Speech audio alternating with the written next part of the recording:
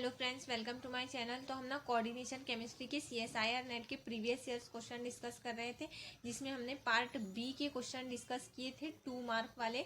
अब ना हम पार्ट सी के क्वेश्चंस देखेंगे जो 4 मार्क्स के लिए आते हैं। तो चलिए स्टार्ट करते हैं। हमारा पहला क्वेश्चन है the geometry around copper and it's spin state of K3CuF6 and KCuCuL2। ये जो दो लिगेंड है ये कौन से हैं? ये वाले दो लिगेंड हैं रिस्पेक्टिवली। आपको इन दोनों की ज्योमेट्री बतानी है। तो हमारा पहला कॉम्प्लेक्स है K3CuF6।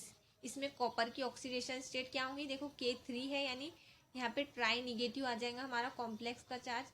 X कॉपर की ऑक्सीडेशन स्टेट X-6 लिगेंड है। हेलोजन क्या होता है? मोनो निगेटिव, यानी X-6 is equals to -3, X is equals to 6-3। X क्या आ जाएगा? +3, यानी कॉपर हमारा कितनी +3 ऑक्सीडेशन स्टेट में प्रेजेंट है। तो कॉपर क्या होता है? इलेक्ट्रॉनिक कॉन्फ़िगरेशन कॉपर की 4s2 3d9, यानी 3 इलेक्ट्रॉन अब इसमें से चले गए। तो पहले इलेक्ट्रॉन कहाँ से जाएंगे? S से। तो 2 इलेक्ट्रॉन S से जाएंगे और 1 इलेक्ट्रॉन D से। तो 4s0 3d इलेक्ट्रॉनिक कॉन्फ़िगरेशन हो जाएंगी हमारी कॉपर ट्राई पॉजिटिव की। अब ये देखो 6 लिगेंड है हमारे पास में ना, ये F6 है। तो ये क्या हो, इसका कोऑर्डिनेशन नंबर क्या हो जाएगा? 6। और 6 कोऑर्डिनेशन के लिए ज्योमेट्री क्या होती है? ज्योमेट्री होती है ऑक्टाहेड्रल। कोऑर्डिनेशन नंबर 6 के लिए ज्योमेट्री होती है ऑक्टाहेड्रल। और हेलोजन क्या होते हैं? Weak field ligand. Weak field ligand क्या फॉर्म करते हैं? हाई स्पिन कॉम्प्लेक्स फॉर्म करते हैं। तो फिर इसकी ज्योमेट्री क्या हो जाएंगी? Octahedral high spin. तो ये हो जाएगा हमारा ऑक्टाहेड्रल हाई स्पिन। देखो ये दोनों ऑप्शन तो वैसे ही कट जाएंगे, ट्राइगोनल प्रिज्मेटिक तो होता ही नहीं। कोऑर्डिनेशन नंबर 6 रहा तो क्या रहती? Geometry octahedral high spin. अब ना उसके बाद सेकेंड जो हमारा Cul2 है, इसमें क्या है? 2 लिगेंड है। देखो एक लिगेंड ना बाइडेंटेड लिगेंड है, ये इस तरह से इसका स्ट्रक्चर होगा। Cu, ये NH2, फिर CO, फिर NH, फिर से CO, फिर से NH2। तो ये है हमारा एक लिगेंड है पूरा इस तरह से। इधर एक लिगेंड रहेगा। तो इसका कोऑर्डिनेशन नंबर क्या हो जाएगा? कोऑर्डिनेशन नंबर हो जाएगा मेटल का हमारा 4, क्योंकि एक लिगेंड के कितने डोनर एटम है? बाइडेंटेड लिगेंड है ये हमारा कैसा है? बाइडेंटेड लिगेंड है। देखो 2 नाइट्रोजन अपने लोन पेयर से इलेक्ट्रॉन डोनेट कर रहे हैं। तो इसका कोऑर्डिनेशन नंबर हो जाएगा 4। और ये क्या है? चिलेटिंग लिगेंड है। देखो जब ये मेटल को इलेक्ट्रॉन डोनेट कर रहा है तो क्या हो रही है? हमारी एक रिंग फॉर्म हो रही है। 1 2 3 4 5 6 membered ring, cyclic ring form हो रही है। और जो लिगेंड साइक्लिक रिंग फॉर्म करते वो क्या होते? Chelating ligand. Chelating ligand. और चिलेटिंग लिगेंड हमेशा क्या करते हैं? लो स्पिन कॉम्प्लेक्स फॉर्म करते, स्टेबल, लो स्पिन स्टेबल कॉम्प्लेक्स फॉर्म करते। मैंने बताया था कि चिलेटिंग लिगेंड कभी भी टेट्राहेड्रल कॉम्प्लेक्स फॉर्म नहीं करते। ये हमेशा क्या करते? ये हमें, अगर हमारा कोऑर्डिनेशन नंबर 4 है तो चिलेटिंग लिगेंड हमेशा स्क्वायर प्लेनर फॉर्म करेंगे। कोऑर्डिनेशन नंबर अगर 4 है तो टेट्राहेड्रल। कोऑर्डिनेशन नंबर 4 के लिए 2 ज्योमेट्रीज पॉसिबल रहती है हमारी, टेट्राहेड्रल और स्क्वायर प्लेनर। अगर लिगेंड चिलेटिंग लिगेंड है तो हमेशा स्क्वायर प्लेनर लो स्पिन कॉम्प्लेक्स फॉर्म होगा। इसलिए इसका करेक्ट आंसर हो जाएगा option number 1, octahedral high spin and square planar low spin. उसके बाद देखो नेक्स्ट क्वेश्चन है। अब ना ये अच्छा क्वेश्चन है, इस पे स्टार मार्क करो। The room temperature magnetic movement mu effective in Bohr magneton for monomeric copper di positive. अब ना कॉपर डाई पॉजिटिव के पास ना एक अनपेयर्ड इलेक्ट्रॉन रहता 3d9 इसके पास ना एक अनपेयर्ड इलेक्ट्रॉन रहता d ऑर्बिटल में। तो एक के लिए ना इसकी ग्रेटर देन 1, एक के लिए स्पिन मैग्नेटिक मूवमेंट क्या होती? 1.7 बोर मैग्नेटॉन रहती है हमारी स्पिन ओनली मैग्नेटिक मूवमेंट। लेकिन ये क्या बोल रहा है कि ये इससे ज्यादा आ रही है, यानी इज ग्रेटर देन 1.73।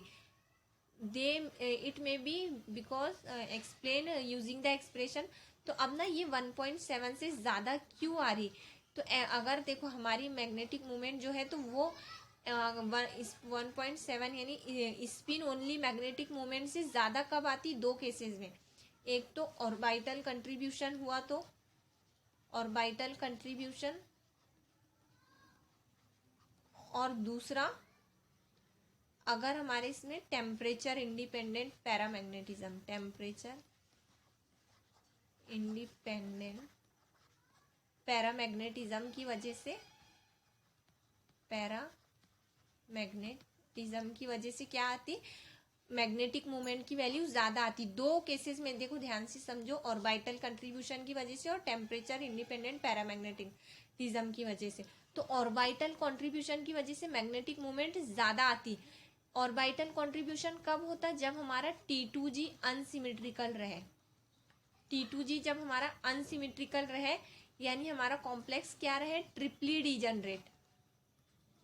ट्रिपली डीजनरेट के केस में क्या होगा, ट्रिपली डीजनरेट के केस में होगा ऑर्बिटल कंट्रीब्यूशन।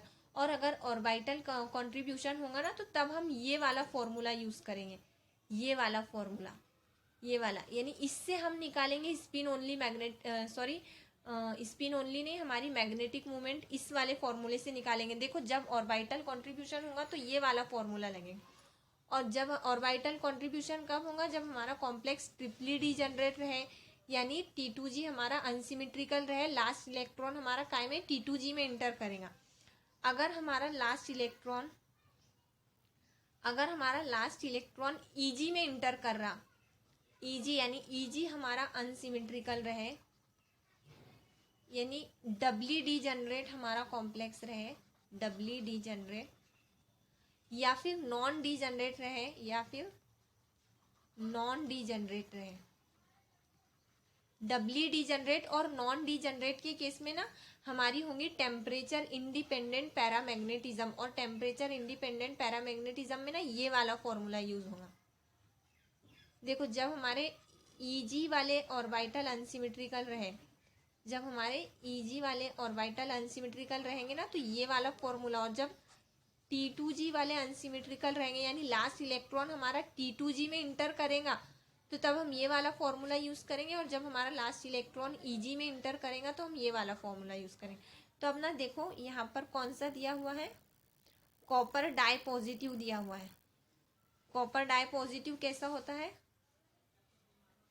ये T2G के ऑर्बिटल और ये EG के दो ऑर्बिटल, D9 है ना, 1 2 3 4 5 6 7 8। देखो लास्ट इलेक्ट्रॉन हमारा कहाँ इंटर कर रहा, EG में इंटर कर रहा। EG क्या होते हैं, डबली डीजनरेट, डबली डीजनरेट। हमारा EG क्या आ रहा, अनसिमेट्रिकल आ रहा EG। तो अब कौन सा फॉर्मूला यूज होगा, फिर यहाँ पर ये वाला फॉर्मूला मैंने बताया, जब अगर EG अनसिमेट्रिकल रहे या फिर हमारा कॉम्प्लेक्स नॉन डीजनरेट रहे, यानी दोनों भी सिमेट्रिकल, दोनों सिमेट्रिकल रहे, या फिर EG अनसिमेट्रिकल रहे, यानी डबली डीजनरेट हमारा कॉम्प्लेक्स रहे, तब हम कौन सा, इस वाले केस में जब दोनों सिमेट्रिकल या फिर EG वाले अनसिमेट्रिकल रहे, तब हम ये वाला फॉर्मूला यूज करेंगे। ये formula temperature paramagnetic independent, temperature independent paramagnetism की वजह से आता है। और देखो ये मैग्नेटिक मोमेंट का निकालने का ये वाला जो फॉर्मूला है मैग्नेटिक मोमेंट निकालने का, ये किस वजह से हम कब करेंगे हम यूज, जब हम ऑर्बिटल कंट्रीब्यूशन देखेंगे। और ऑर्बिटल कंट्रीब्यूशन कब होंगी, जब हमारे ये T2G वाले, ये वाले ऑर्बिटल अनसिमेट्रिकल रहेंगे। तो अभी इस वाले में देखो T2G सिमेट्रिकल है, EG वाले अनसिमेट्रिकल है कॉपर डाई पॉजिटिव के केस में, इसलिए इसका करेक्ट आंसर होगा ऑप्शन नंबर 1। इसमें कौन सा फॉर्मूला यूज होगा, ये वाला फर्स्ट। इसके बाद देखो नेक्स्ट क्वेश्चन है हमारा, among the following complexes which one is chiral. आपको बताना है कायरल कौन सा होगा। तो हमारा मॉलिक्यूल कायरल कब होता है, जब उसमें प्लेन ऑफ सिमेट्री अब्सेंट हो, यानी अगर हमारा उसमें प्लेन प्रेजेंट रहेगा, अगर कोई प्लेन प्रेजेंट है तो मॉलिक्यूल क्या होगा, ए कायरल होगा। अगर कोई भी इसमें प्लेन ऑफ सिमेट्री नहीं है तो वो क्या होगा, कायरल होगा। तो अब देखो ये जो होता है OX, ये क्या होता है, चिलेटिंग बाइडेंटेड लिगैंड। ये होता है जिसमें दो डोनर एटम कौन रहते, दोनों भी ऑक्सीजन रहते,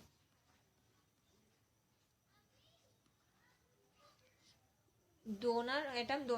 तो देखो जब भी हमारे ना पास में ना 3 बाइडेंटेड लिगैंड रहेंगे, ये OX है, इसकी जगह पे कोई और भी अगर बाइडेंटेड लिगैंड रहा, और वो कैसे रहे, वो 3 रहे, तो ये एक रिंग ना, देखो ये ये एक रिंग हमेशा क्या रहेंगी, आउट ऑफ प्लेन रहेंगी। ये जो रिंग रहेंगी ना हमेशा क्या रहेंगी, आउट ऑफ प्लेन रहेंगी। ये जो चिलेटिंग रिंग रहेंगी ये हमेशा आउट ऑफ प्लेन रहेंगी, उसमें से कोई भी प्लेन हम पास नहीं कर सकेंगे। जब भी हमारे पास में ना कोई भी बाइडेंटल लिगेंड 3 लिखे हुए रहे ना, तो वो हमेशा क्या रहते हैं, वो हमेशा रहेंगे कायरल, क्योंकि उसमें से हम कोई भी प्लेन पास नहीं करेंगे। ये जो रिंग रहेंगी ये आउट ऑफ प्लेन रहेंगी, हम प्लेन इसमें से पास नहीं कर सकते, तो इसलिए ये हमारा कायरल हो जाएगा। उसके बाद में ना ये ट्रांस COCl2, इसका स्ट्रक्चर कैसा रहता, CO, ये नाइट्रोजन, ये इथिलीन डायमाइन का नाइट्रोजन नाइट्रोजन बाइडेंट, ये पूरी रिंग ना एक प्लेन में रहती है, यहाँ से हम प्लेन पास कर सकते, और ये 2 Cl ऊपर नीचे रहते, तो ये दोनों Cl तो सेम ही है, यहाँ से एक रिंग पास से प्लेन पास हो जाएगा, इसलिए ये हमारा क्या हो जाएगा, एक कायरल हो जाएगा। और जो थर्ड है EDTA, तो इसमें ना 4, इसका स्ट्रक्चर ऐसा होता, देखो EDTA में ना क्या स्ट्रक्चर होता है, ethylene diamine tetra acetate. Ethylene diamine, diamine means 2 nitrogen हमारे मेटल, 2 नाइट्रोजन हमारे डोनर एटम होंगे, इथिलीन डायमाइन ये। Tetra acetate, tetra 4 acetate group होंगे, CH2, C double bond O minus, फिर इसी को अटैच रहता है CH2, C double bond O minus, और यहाँ पर फिर से एक ऐसा एक ऑक्सीजन, और यहाँ पर फिर से ये C डबल बॉन्ड CH2, इस तरह से। देखो ये 2 नाइट्रोजन अटैच रहते मेटल को, और 4 ऑक्सीजन अटैच रहते, तो ये जो रिंग है ना ये आउट ऑफ प्लेन फॉर्म होती। ये जो इतना कॉम्प्लेक्स स्ट्रक्चर हमारा फॉर्म हो रहा है, तो ये जो चिलेटिंग रिंग है ना ये आउट ऑफ प्लेन है, तो ये कभी भी कायरल नहीं होता। EDTA का कॉम्प्लेक्स कभी भी कायरल नहीं होता, इसलिए ये क्या रहेगा, ये कभी भी एक कायरल नहीं रहता, ये हमेशा कायरल रहेगा, क्योंकि इसमें कोई भी प्लेन ऑफ सिमेट्री पास नहीं हो सकती। ये जो इतने कॉम्प्लेक्स रिंग बन रहे हैं ना हमारी चिलेटिंग रिंग, तो ये हमेशा आउट ऑफ प्लेन रहेंगे, इसलिए इसका करेक्ट आंसर हो जाएगा एक, हमारा फर्स्ट वाला कायरल रहेगा, और C इसका करेक्ट आंसर हो जाएगा option number 4 A and C। B वाला क्या होगा, ए कायरल होगा। उसके बाद देखो नेक्स्ट क्वेश्चन है, among the following complexes Jahn Teller distortion is. तो अब ना जॉन टेलर डिस्टॉर्शन किस में होता है, एक होता है स्ट्रॉन्ग, एक होता है स्ट्रॉन्ग JTD, एक होता है weak Jahn Teller distortion, weak Jahn Teller distortion. Octahedral complex में ये होते हैं जॉन टेलर और weak Jahn Teller distortion. Strong Jahn Teller distortion में क्या होता है, टेट्रागोनल इलोंगेशन, टेट्रागोनल इलोंगेशन। और वीक जॉन टेलर डिस्टॉर्शन में क्या होता है, टेट्रागोनल कॉम्प्रेशन, यानी ये जो एक मेटल के 6 लिगेंड्स रहते हैं, 1 2 3 4 6 5 6, तो ये चारों, ये 6 बॉन्ड लेंथ क्या रहते, इक्वल रहते। कब, जब हमारा कॉम्प्लेक्स परफेक्ट ऑक्टाहेड्रल रहे तो। लेकिन ये जो 2 बॉन्ड लेंथ है ये बढ़ जाती, यानी ये इनको हम क्या बोलते हैं, एक्सियल बॉन्ड। ये दोनों बॉन्ड को हम क्या बोलते हैं, एक्सियल बॉन्ड, एक्सियल बॉन्ड। और ये बॉन्ड लेंथ बढ़ जाती, यानी हमारी क्या होता है, टेट्रागोनल इलोंगेशन हो जाता। स्ट्रॉन्ग जॉन टेलर में क्या होगा, टेट्रागोनल इलोंगेशन, यानी ये जो 2 बॉन्ड लेंथ है इनकी बॉन्ड लेंथ इंक्रीज हो जाएंगी। और वीक जॉन टेलर डिस्टॉर्शन में क्या होता है, टेट्रागोनल कॉम्प्रेशन, यानी इनकी ना दोनों की बॉन्ड लेंथ कम हो जाएंगी। ये दोनों की बॉन्ड लेंथ क्या होंगी, डिक्रीज हो जाएंगी, बॉन्ड लेंथ डिक्रीज होंगी ये वाले एक्सियल बॉन्ड की, किसमें, टेट्रागोनल कॉम्प्रेशन में। और टेट्रागोनल इलोंगेशन में इनकी बॉन्ड लेंथ बढ़ जाएंगी जब हमारा होगा जॉन टेलर डिस्टॉर्शन। और अगर जॉन टेलर डिस्टॉर्शन नहीं हो रहा है, नो JTD, कोई भी जॉन टेलर डिस्टॉर्शन, तब हमारे 6 की 6 बॉन्ड लेंथ क्या रहेंगे, इक्वल रहेंगे, परफेक्ट ऑक्टाहेड्रल हमारी ज्योमेट्री रहेंगी, जब हमारा कोई भी जॉन टेलर डिस्टॉर्शन नहीं होगा। तो अब देखते हैं हम ये स्ट्रॉन्ग जॉन टेलर डिस्टॉर्शन और वीक जॉन टेलर डिस्टॉर्शन होता कब है? तो देखो, स्ट्रॉन्ग जॉन टेलर और वीक जॉन टेलर डिस्टॉर्शन हमारा होता कब है? स्ट्रॉन्ग जॉन टेलर डिस्टॉर्शन होता है हमारा जब हमारा ईजी अनसिमेट्रिकल रहे और T2G सिमेट्रिकल रहे। और वीक जॉन टेलर डिस्टॉर्शन रहता हमारा, वीक जॉन टेलर डिस्टॉर्शन जब हमारा T2G अनसिमेट्रिकल रहे और EG सिमेट्रिकल रहे। T2G अनसिमेट्रिकल रहे, EG अनसिमेट्रिकल रहे। तो अब इसको समझते हैं क्या होता है। देखो, पहला कॉम्प्लेक्स है हमारा CrCn/6, K4 है, यानी इस पे टेट्रा निगेटिव चार्ज आ जाएगा। ये -6 उधर जाने के बाद +6 -4। क्रोमियम हमारा कितनी ऑक्सीडेशन स्टेट में आ जाएगा? +2। क्रोमियम डाई पॉजिटिव D4 का एग्जाम्पल है। और क्या है ये? Cn स्ट्रॉन्ग फील्ड लिगैंड है, यानी लो स्पिन कॉम्प्लेक्स है, पेयरिंग हो जाएंगी T2G के ऑर्बिटल 1 2 3 4। अभी देखो, T2G अनसिमेट्रिकल है और ये EG में एक भी इलेक्ट्रॉन नहीं, यानी EG 0 है। EG सिमेट्रिकल है और T2G क्या है? अनसिमेट्रिकल है। T2G अनसिमेट्रिकल, EG अनसिमेट्रिकल, यानी यहाँ पे वीक जॉन टेलर डिस्टॉर्शन होगा हमारे इस फर्स्ट कॉम्प्लेक्स में। सेकेंड वाले में देखो, K4 FeCN/6, यानी यहाँ पे आ जाएगा टेट्रा निगेटिव चार्ज, -6 उधर जाने के बाद +6 -4। Fe डाई पॉजिटिव D6 का ये एग्जाम्पल है। स्ट्रॉन्ग फील्ड लिगैंड है, यानी इलेक्ट्रॉन की पेयरिंग हो जाएंगी, यानी D6 हमारे इलेक्ट्रॉन पेयर हो जाएंगे। तो ये क्या हो गया? T2G 6 EG 0। दोनों भी सिमेट्रिकल है, यानी इसमें तो कोई भी जॉन टेलर डिस्टॉर्शन होगा ही नहीं। परफेक्ट ऑक्टाहेड्रल ज्योमेट्री हमारी होंगी, तो इसमें तो हमारा जॉन टेलर डिस्टॉर्शन नहीं होगा। इसमें होगा कौन सा? वीक वाला। अब तीसरा देखो, कोबाल्ट, यहाँ पे K3 है, यानी ट्राई निगेटिव कॉम्प्लेक्स का चार्ज होगा, -6 उधर जाने के बाद +6 -3।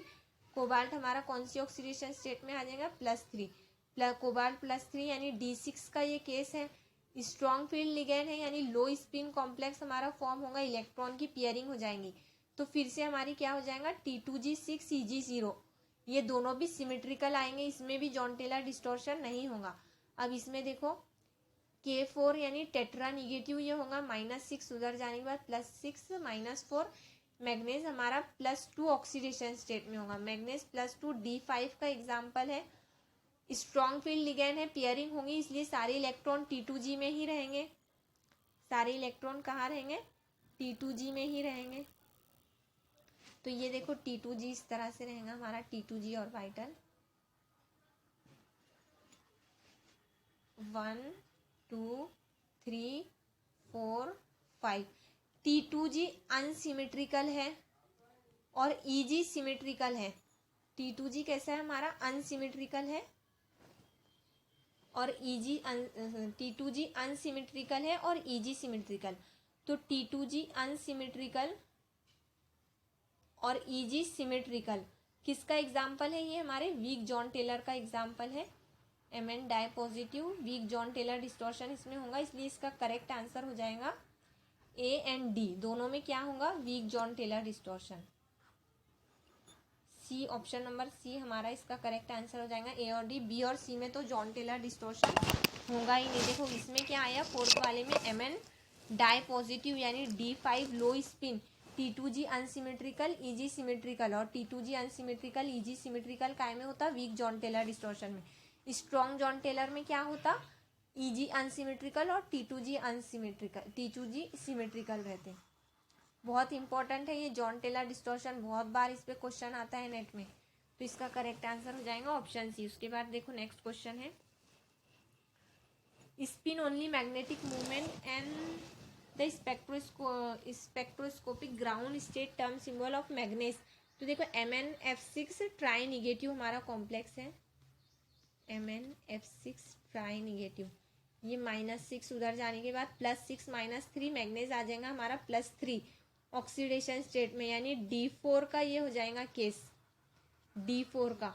और हेलोजन क्या होते हैं हमारे? वीक फील्ड लिगैंड, यानी हाई स्पिन कॉम्प्लेक्स होगा, इलेक्ट्रॉन की पेयरिंग नहीं होंगी। तो कैसे हम इलेक्ट्रॉन फील करेंगे? 1 2 3 4 4 अनपेयर्ड इलेक्ट्रॉन्स हमारे पास में होंगे। 4 अनपेयर्ड इलेक्ट्रॉन के लिए मैग्नेटिक मोमेंट क्या आती है 4.9। देखो सिंपली हम स्पिन ओनली मैग्नेटिक मोमेंट कैसे निकालते हैं, स्पिन ओनली मैग्नेटिक मोमेंट निकालने का फॉर्मूला रहता है under root of n in bracket n+2। लेकिन हम इसकी शॉर्ट ट्रिक कैसे देखते हैं, अगर 4 अनपेयर्ड इलेक्ट्रॉन है तो 0.7 या फिर 0.8 या फिर 0.9 से वैल्यू बढ़ जाती है। अगर 3 अनपेयर्ड इलेक्ट्रॉन है तो मैग्नेटिक मोमेंट 3.7, 2 अनपेयर्ड इलेक्ट्रॉन है तो मैग्नेटिक मोमेंट 2.7 या फिर 2.8, यानी 0.7 और 0.8 से हम मैग्नेटिक मोमेंट की वैल्यू बढ़ा देते। ये इसकी ट्रिक होती। तो अभी 4 अनपेयर्ड इलेक्ट्रॉन है इसलिए इसमें इसकी क्या आ गई 4.9। तो अभी 4.9 हमारे 3 ऑप्शन में है। अब टर्म सिंबल क्या होगा, तो देखो टर्म सिंबल क्या होते, D1। आपको ना ये टर्म सिंबल याद रहने चाहिए। वैसे तो हमें टर्म सिंबल कैसे निकालते हैं पता ही होगा आपको, लेकिन इस तरह से शॉर्ट ट्रिक से आप याद रख से। देखो इस तरह से D1 और D9 दोनों का टर्म सिंबल सेम रहता, D2 D3 D4 D5। D1 और D9 के दोनों के सेम रहते, फिर D2 और D8 का सेम रहता, D3 और D7 का सेम रहता, D4 और D6 का सेम रहता, फिर D5। तो अब इसके क्या रहते टर्म सिंबल, देखो D F F D और इसके लिए S। और याद कैसे रखेंगे, देखो D1 है यानी यहाँ पे 2 लगा देंगे एक बढ़ाकर, D2 है यानी बढ़ाकर लगा देंगे 3, D3 है यानी एक और बढ़ाकर लगा देंगे, स्पिन मल्टीप्लिसिटी आ जाएंगी इसकी 4, D4 है यानी इसकी स्पिन मल्टीप्लिसिटी आ जाएंगी 5, और D5 है इसकी स्पिन मल्टीप्लिसिटी आ जाएंगी 6। देखो याद कैसे रखेंगे, आप सिंपली D1 का याद रख लो, D1 2 3 4 5 लिख लिया आपने।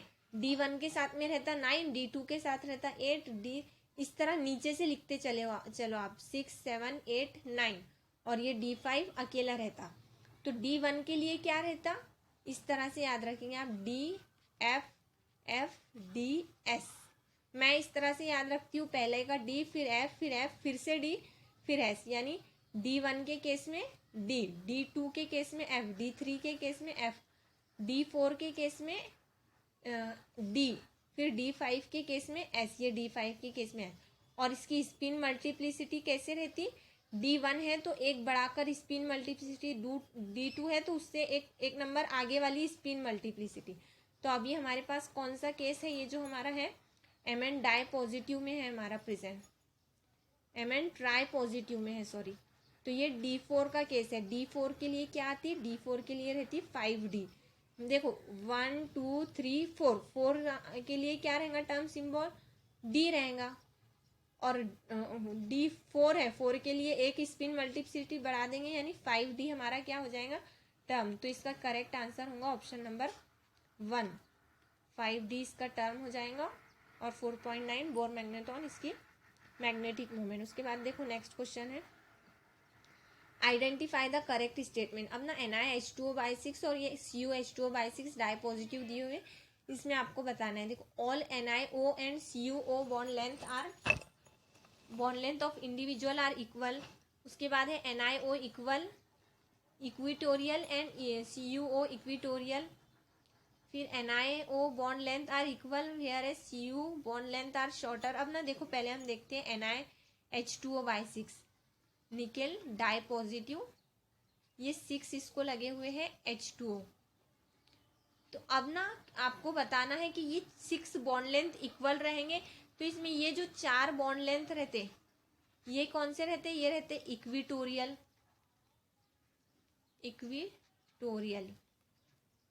ये आए हैं इक्विटोरियल। और ये जो 2 बॉन्ड लेंथ रहते, ये जो 2 बॉन्ड रहते ये कौन से रहते, ये रहते एक्सियल। तो अगर जॉन टेलर डिस्टॉर्शन होगा तो ये 2 एक्सियल वाले बॉन्ड एक तो बढ़ जाएंगे, अगर स्ट्रॉन्ग JTD है तो ये दोनों की लेंथ इंक्रीज हो जाएंगी, अगर वीक जॉन टेलर डिस्टॉर्शन है तो इन दोनों की लेंथ कम हो जाएंगी, और अगर जॉन टेलर डिस्टॉर्शन होगा ही नहीं तो तब ये एक्सियल और इक्विटोरियल सारे बॉन्ड लेंथ क्या रहेंगे, इक्वल रहेंगे। अगर हमारे कॉम्प्लेक्स में जॉन टेलर डिस्टॉर्शन नहीं होगा तो फिर सारे बॉन्ड लेंथ क्या रहेंगे, इक्वल। तो अब ना Na डाई पॉजिटिव ना D8 का ये केस रहता है, D8 का, और हमारे पास H2O weak field high spin ये कॉम्प्लेक्स होगा, यानी इलेक्ट्रॉन की पेयरिंग नहीं होंगी। तो ये है T2G, ये है EG orbital Ni di positive के। कितने इलेक्ट्रॉन है D में, 1 2 3 4 5 6 7 8। देखो T2G और EG दोनों भी कैसे है, सिमेट्रिकल है। दोनों ऑर्बिटल सिमेट्रिकल रहे तो फिर जॉन टेलर डिस्टॉर्शन हमारा नहीं होता, और सारे बॉन्ड लेंथ फिर क्या आएंगे, इक्वल आएंगे, और हमारा कॉम्प्लेक्स क्या रहेगा, परफेक्ट ऑक्टाहेड्रल। इसलिए NiH2O/6 में क्या रहेंगे, सारे बॉन्ड लेंथ क्या रहेंगे, इक्वल रहेंगे, Ni एंड Cu। अब देखते हैं हम CuH2O/6 डाई पॉजिटिव में। तो देखो Cu डाई पॉजिटिव क्या होता है, D9 का ये केस होता है, Cu डाई पॉजिटिव D9 का 1 2 3 4 5 6 7 8 9। देखो EG में 3 इलेक्ट्रॉन है और T2G में कितने हैं, 6 इलेक्ट्रॉन। तो T2G तो सिमेट्रिकल है, सारे इलेक्ट्रॉन पेयर्ड है, लेकिन ये कैसा है, EG हमारा अनसिमेट्रिकल है। अनसिमेट्रिकल है क्योंकि एक में पेयर्ड इलेक्ट्रॉन है और एक में अनपेयर्ड इलेक्ट्रॉन है। तो अगर हमारा EG अनसिमेट्रिकल रहे तो क्या होता है, strong Jahn Teller distortion, strong Jahn Teller distortion, strong JTD। और स्ट्रॉन्ग JTD में क्या होता है, टेट्रागोनल इलोंगेशन, टेट्रागोनल इलोंगेशन, यानी ये जो एक्सियल वाले बॉन्ड रहते हैं हमारे, ये जो 6 बॉन्ड रहते हैं, इसमें ये जो 2 बॉन्ड लेंथ रहती है एक्सियल वाले, इनकी बॉन्ड लेंथ क्या हो जाती, इनकी बॉन्ड लेंथ इंक्रीज हो जाती टेट्रागोनल इलोंगेशन में। और हमारा स्ट्रॉन्ग जॉन टेलर डिस्टॉर्शन कब रहता है, जब EG अनसिमेट्रिकल रहे और T2G सिमेट्रिकल। वीक JTD कब होता, जब हमारे T2G अनसिमेट्रिकल रहे, ये वाले अनसिमेट्रिकल, और EG सिमेट्रिकल रहे, जब रहता वीक जॉन टेलर। तो अभी EG अनसिमेट्रिकल है, इसमें स्ट्रॉन्ग जॉन टेलर डिस्टॉर्शन होगा, स्ट्रॉन्ग जॉन टेलर में टेट्रागोनल इलोंगेशन रहता, यानी ये 2 बॉन्ड लेंथ हमारी ज्यादा रहेंगी और ये 4 बॉन्ड लेंथ क्या रहेंगी, हमारी कम रहेंगी। तो देखो ऐसा हमें ना option number all NiO bond length are equal. तो H2O और निकेल के तो सारे बॉन्ड लेंथ इक्वल रहेंगे क्योंकि ये हमारा परफेक्ट ऑक्टाहेड्रल है। वेयर है CuO इक्विटोरियल, देखो ये जो 4 इक्विटोरियल वाले बॉन्ड रहेंगे ना, ये शॉर्ट रहेंगे, आर शॉर्टर देन CuO। ये जो 2 एक्सियल वाले रहेंगे इनकी बॉन्ड लेंथ ज़्यादा रहेंगी, इसलिए इसका करेक्ट आंसर होगा ऑप्शन नंबर 3। उसके बाद देखो नेक्स्ट क्वेश्चन है। अब ना ये नेक्स्ट क्वेश्चन हम नेक्स्ट क्लास में डिस्कस करेंगे, आज के लिए इतना ही।